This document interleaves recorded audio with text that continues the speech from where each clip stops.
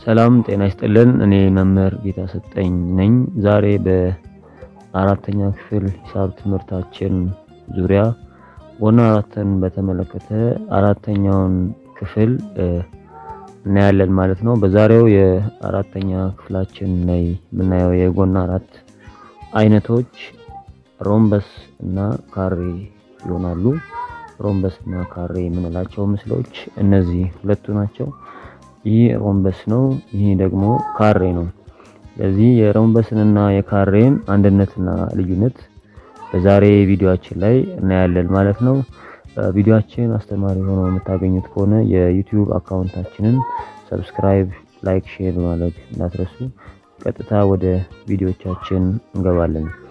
የሮምበስና የካሬ አንድነትና ልዩነት ምንድነው? እሺ አስቀድመን የምናየው አንድነታቸውን ይሆናል። አስቀድመን በዚህ ቪዲዮ የምናየው አንድነታቸውን ይሆናል። አንድነታቸው ጋር እዚህ ጋር ሁለት ነጥቦች ተቀምጠዋል። የመጀመሪያው ሁለቱም ጥንድ ተቃራኒ ጎኖቹ ትይዩ ናቸው ይላል። ሁለቱም ጥንድ ተቃራኒ ጎኖች ትይዩ ናቸው ይለናል። ስለዚህ ሁለት ጥንድ ተቃራኒ ጎን የምንለው የሮምበስ ጋር ስንመጣ ጎን ሀለ አንድ ጥንድ ነው። ጎን ሀለ አንድ ጥንድ ነው። የሱ ተቃራኒ ትይዩ ጎን ሐመሩሃ መ ነው። ስለዚህ እሱን እንደዚህ ሳሰምረው ትይዩ ጎን ይፈጥርልናል ማለት ነው። ስለዚህ ይሄ አንድ ጥንድ ጎን ነው።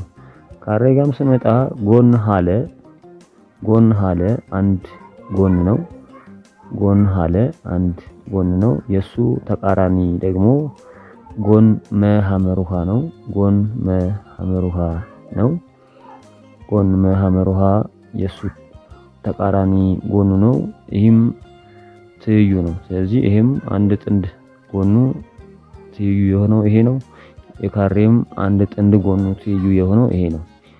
ሮምበስ ጋር ስመጣ ደግሞ ሁለተኛው ጥንድ ጎኑ ጋር ስመጣ ጎን ለመ አንደኛው ጥንድ አንደኛው ጎን ነው። ይሄ ነው። የዚህ የጎን ለመ ተቃራኒ ጎን ደግሞ ጎን ሀ ሐመሩሃ ነው። ጎን ሀ ሐመሩሃ የጎን ለመ ተቃራኒ ጎን ነው። እንደምታዩት ትይዩ ነው ማለት ነው። ስለዚህ ሮምበስ ጋር ጎን ሀለ እና ጎን ሐመሩሃ መ ትይዩ ናቸው።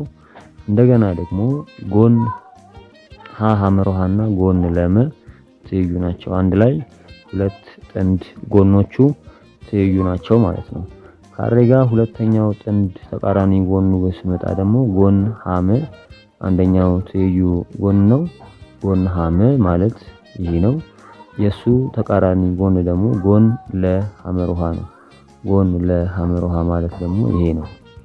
ስለዚህ ሁለቱም ሁለት ጥንድ ተቃራኒ ጎኖቹ ትይዩ ናቸው እንላለን ማለት ነው።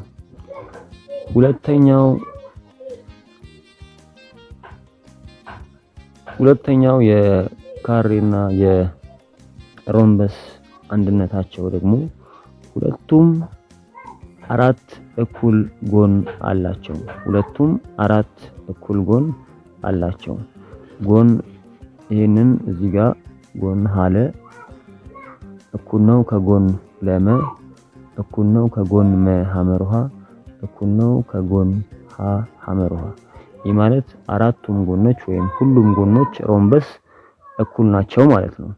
ካሬ ጋርም ስመጣ ጎን ሀለ እኩል ነው ጎን መ ሐመሩሃ እኩል ነው ጎን ለ ሐመሩሃ እኩል ነው ጎን ሐመ። ስለዚህ ሁለቱም አራቱም ጎኖቹ ወይም ሁሉም ጎኖቹ እኩል ናቸው ማለት ነው። ይሄንን ደግሞ እስኪ በቁጥር እንይ። ጎን ሀለ 5 ሳንቲሜትር ከሆነ ጎን ሀለ 5 ሳንቲሜትር ከሆነ ጎን ለመም 5 ሳንቲሜትር ይሆናል። ጎን መ ሐመሩሃም 5 ሳንቲሜትር ይሆናል። ጎን ሀ ሐመሩሃም 5 ሳንቲሜትር ይሆናል።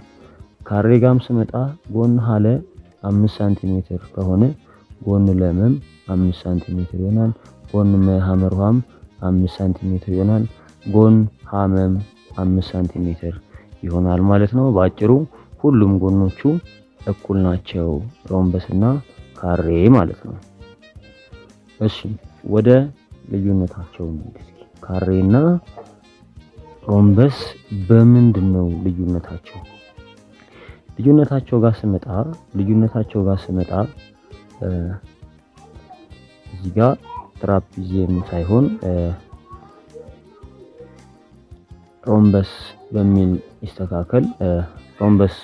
ይስተካከል። ይሄኛው ሁለት ሹልና ሁለት ዝርጣንግሎችን ይመሰርታል። ሮምበስ ሁለት ሹልና ሁለት ዝርጣንግሎችን ይመሰርታል። ሁለት ሹል አንግልና ሁለት ዝርጣንግሎችን ሲመሰርት፣ ካሬ ደግሞ አራቱም አንግሎቹ ማዕዘናዊ ናቸው። ስለዚህ ሮምበስና ካሬ ልዩነታቸው በሚመሰርቱት የአንግል አይነት ነው ማለት ነው። ሮምበስ ሁለት ሹልና ሁለት ዝርጣንግል ሲመሰርት፣ ካሬ ደግሞ አራቱም አንግሎች ምንድናቸው? ማዕዘናዊ አንግል ናቸው ማለት ነው። ወደ ምስላችን ሄደን ይሄንን እናያለን። ይኸው ሮምበስ ጋር እመጣለሁ። ሮምበስ ጎን አንግል ሀ ሹል አንግል ነው። አንግል መም ሹል አንግል ነው። እዚህ ጋር ደግሞ አንግል ዝርጥ አንግል ነው። አንግል ሐመርሃም ዝርጥ አንግል ነው። ስለዚህ ሁለት ሹል አንግል ሀና አንግል መ ሹል ናቸው። አንግል ለ እና አንግል ሐመርሃ ዝርጥ ናቸው። ሁለት ሹልና ሁለት ዝርጥ አንግል አለው። ካሬ ግን አራቱም አንግሎቹ ምንድናቸው? አራቱም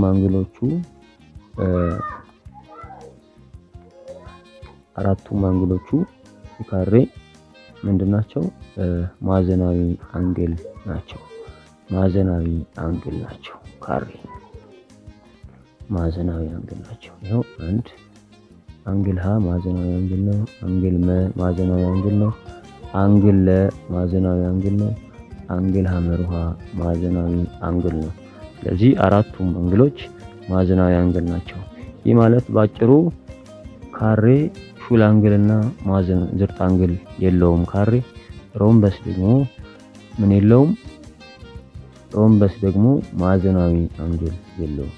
ይህ ባጭሩ የሮምበስና የካሬ